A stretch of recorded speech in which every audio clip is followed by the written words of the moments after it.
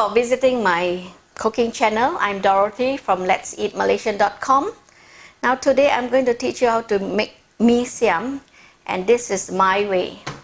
It's not the same like other Mee Siam, but it's something that I normally like to cook for my family. They love it very much.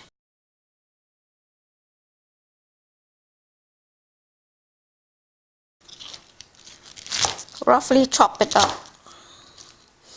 but I try to make it more like a squarish. Okay, you can just roughly chop your noodles up. Oh, sorry, not noodles, I mean your cabbage up. You don't want it to be too finely shredded because you want to, be able to bite into some of the cabbage and taste it.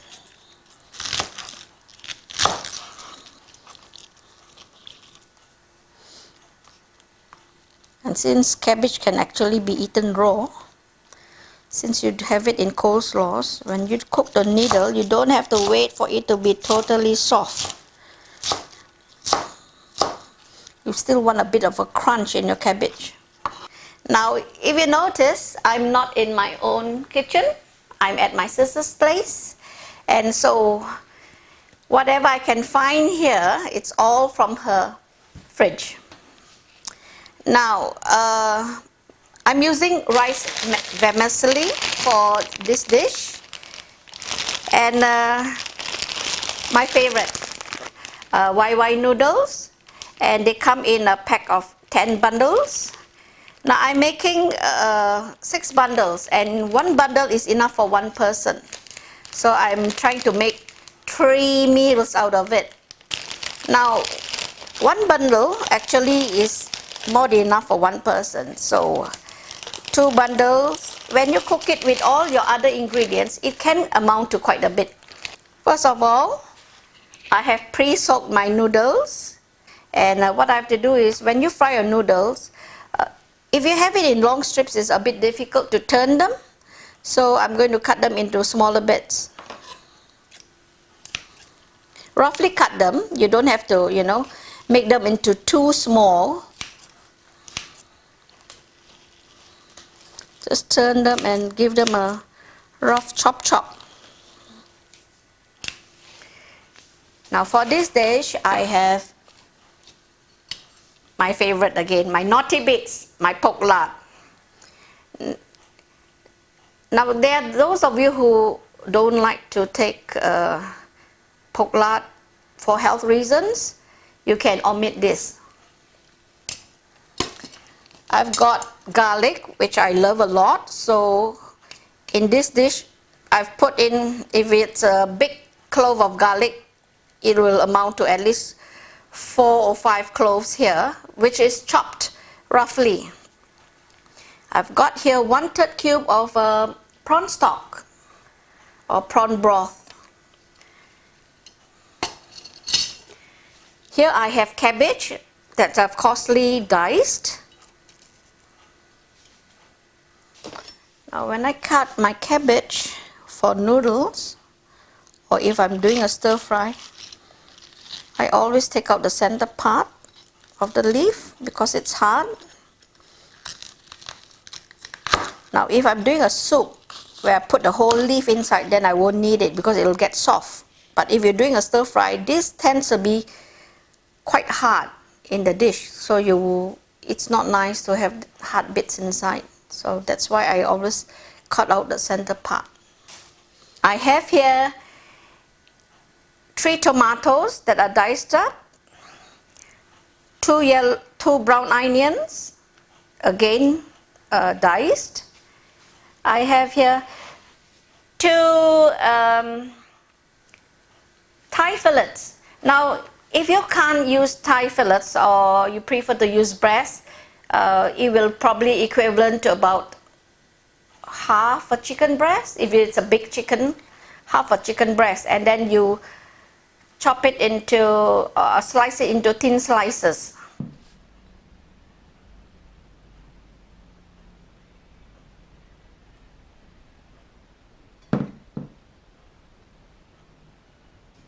Sugar.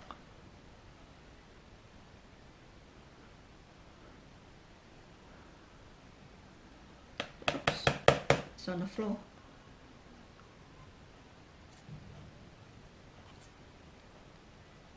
About two teaspoons.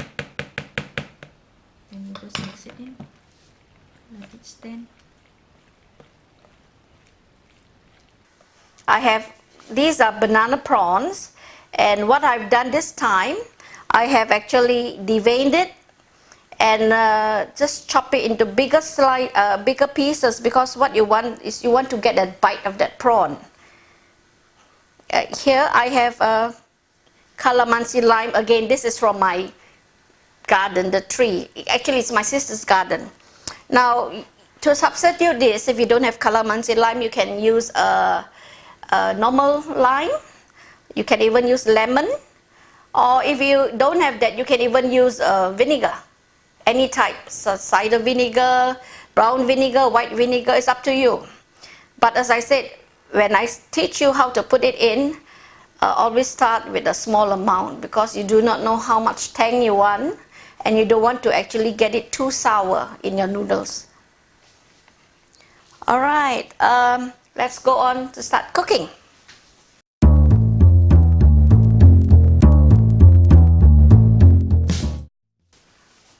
For a start, I'm going to cook up my naughty bits.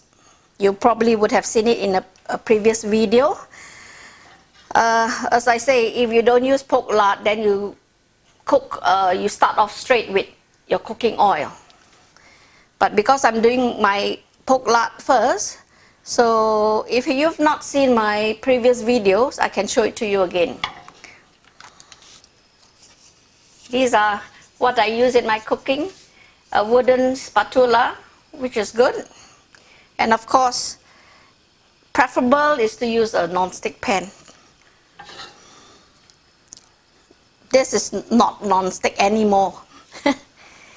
Alright, to do your lard, as you know, when you cook your lard, the lard oil will come out. So I'm going to use a minimum of oil to start off with, so that the lard will not stick onto your pan.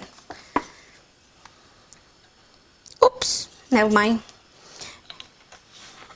There's a bit there, but I'm not concerned, because that noodle, when you cook, is going to absorb a lot. So normally Chinese cooking noodles, if you notice, even when you go to the restaurants, they're quite oily. So let the wok heat up a bit. I prefer to put a smaller flame, because I don't like that lard to start popping up. And you really don't want it to be on too high a flame, because if you do that, before your lard can actually come out, it might probably burn up the bits of fat. So we don't want that to happen, which is why I'm using a small fire. But I tell you, once this oil starts to seep out, and that smell that comes out is just what I call it, wonder bar, which is just wonderful. Okay, what I'm going to do is I'm going to put some salt onto the bits of lard here, because once it's brown and the salt is in the lard, this will be topped onto your noodles at the end, onto your plate, and it gives you such a nice crunchy flavor. So I'm going to put, and I'm using here, it's pink salt.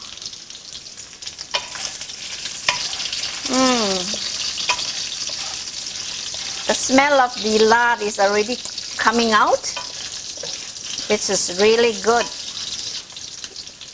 I know most people who are health conscious, they won't be using this pork lard in the cooking. But if you're willing to try, give it a go. Use pork lard in your noodles and you will find the difference. Now you may ask me, how much pork lard do I use for this cooking? Now, like me, I love the pork lard in my noodles. But it is really up to you how much you want to use. You can use a small amount, but here I'm having probably about 100 grams, perhaps 100 grams of pork lard. Because by the time you cook it, it all shrinks up. So what you will see will be really small little bits of it. Now I'm trying to get the most out of the lard. So I'm hoping that it will really brown up very well. So this is still not done. You want it to be actually really crispy and crunchy. I'm going to lower down the fire and tilt the wok so that, you know, all the lard can soak inside that oil.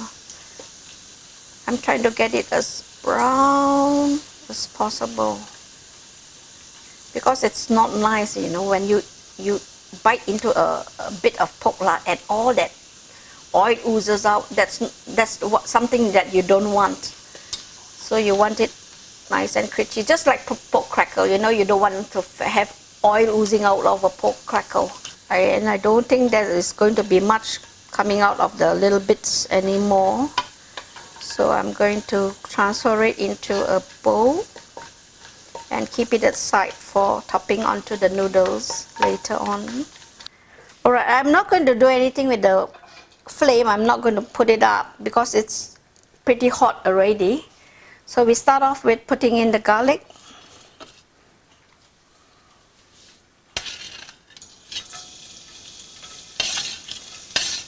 Now I can put the fire a little bit high, not too high, just a bit.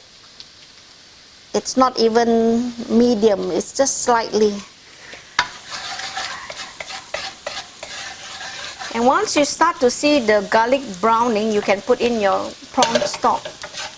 Now it's starting to brown, and you can smell that fragrant garlic smell coming out. So you can put in your prawn stock.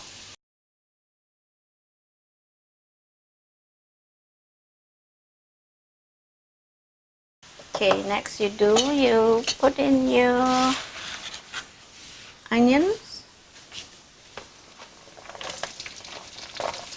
And you cook your onions until it's begin to soften and it's a bit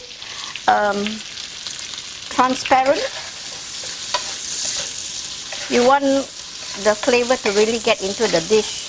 Once it starts to soften, you can see the quantity start to sort of reduce. And when it starts to reduce, then you can actually add some salt. I know there was some salt just now when I was putting the lard in, but so I'm going to use a little bit because I'm going to use other stuff like Kecap manis, which is sweet soy sauce, and all fish sauce. So all these things will have salt. So I'm going to use a very little bit of salt in here. Now when I marinated my chicken, you would have noticed I put in some sugar as well as in the prawns. That's what I normally do anyway. So I'm going to check on the taste before I put the dish up, because you really don't want to put your sugar in now, because you already got sugar in the chicken and the prawn, and you really don't want to have noodles that is sweet. Okay, so it is sort of soft now, so I'm going to put in some salt. I'm going to be sparing with this, so I'm going to just put, yeah, just about like that, which is probably like half a teaspoon. Now, as I say, how sweet you want, how salty you want, how tangy, it's all up to you. But always start with a small bit first, because if the dish is too salty, too sweet, too sour, it's not going to be nice, and you can't revert it once it's all in. So always put in bit by bit. Okay, we're now going to put in chicken. Now this chicken from the fridge, it was been there too long, so it's a bit freeze burned. I would suggest that when you buy your chicken, don't buy too much and cook it as soon as you can. So happen that all I have here is freeze burn, but you make do when that's all you have in your home. Once the chicken starts to turn white, then you can put in your tomato. I'll put in the prawns first, then I put my tomato. Now, prawns cook very fast. Cooking noodles is all about being patient. See, it's partly turning white, sort of half cooked. You can put in your prawns. So it's actually more or less medium flame. You don't have to worry about the prawn being cooked. You're going to put in your tomato. As you can see, there's some juice coming out, or what you call it, the sauce, you know, seeping out, because tomato has a lot of water, but I really want to cook it until you actually can't see the tomato. You want it to go into the flavor of the dish. But meantime, you can add your other sauces. And just lower the fire a bit and you can add your other sauces. Okay, I'm going to put fish sauce. Go with just one teaspoon first. Belacan powder, 1 level teaspoon. Now this is the Kecap mayonnaise. Oops, boy. Oh, oops, my goodness. Anyway, that's a lot, but I don't think so it's going to bother because it's sweet. Yeah, it'll be fine. That was an accident, of course, but sometimes accidents can make the dish pretty good. So I would say that if I were you, you put about a tablespoon of sweet soy sauce. You put tomato sauce, just 3 rounds, squeeze it in. Okay, you see now it's wet. You can put your cabbage, because as I said, cabbage can be eaten raw. Put your cabbage. Oh yeah, I love my chili flakes, so it's not too late to put some. Those who don't like chili, you don't put anything, okay? But if you like, you can put some. So I'm going to put, these are not really hot, but it'll give you some chili flavor. So I'm putting 2 teaspoons. Okay. Now you don't have to worry about the cabbage being cooked, because what you're going to do now is squeeze in some lime and test for the flavor. Then you put in your noodles at the last part. Now if your noodles are a bit dry, what you can do is just add a bit of water. So I'm going for, and I'll use my little teaspoon to test for taste. Okay, I'm going for 3 halves of a Calamansi lime. Needs a bit of sugar, so needs a bit of sugar but not enough tang. So I'm just going to put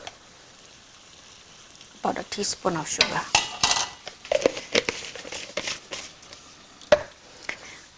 Cooking is just a matter of testing your dish, adding it more, less, whatever. But yeah, so I like a bit more tang in my noodles. So yeah, I'm going to go for 2 more. It's getting there, which is good. And lastly, you add in your noodles. Well, once you get your ingredients prepared, it's just a matter of, you know, popping everything into the wok. But it's the preparation time, you know, that will take most of the work in this recipe here. Now you want this as dry as possible, not soggy. If you got a spaghetti spoon, it's easier for you to turn your noodles. Oh yeah, here you are. If you have these, it'll be easier for you to turn the noodles. So I'm going to use both. Now in case if you find that your fire is too hot and the sauce is drying up too fast, lower down your fire. But you must make sure that your noodles are totally covered in this sauce. Now, if you can't get it right the first time, it's just a matter of practice. Yeah, see, I'm trying to get all that sauce into the noodles. It'll take some time, but you'll get there. As the noodles, you can see now that the sauce is soaked into the noodles, but you want it to be a bit dry because it tastes nicer. As I said, you don't want it soggy. Now, as I said, you saw, it looked as if there's a lot of oil, but right now you can't see. It's not even oily, which is why I say that you don't have to worry about that oil. It will soak it all up, and you can't see any oil now, you see? Because if you don't have oil in this noodle, it's not going to turn, it won't be that nice anyway. Okay, this is almost done. This is what you want. Not too soggy, but not too dry. Just nice.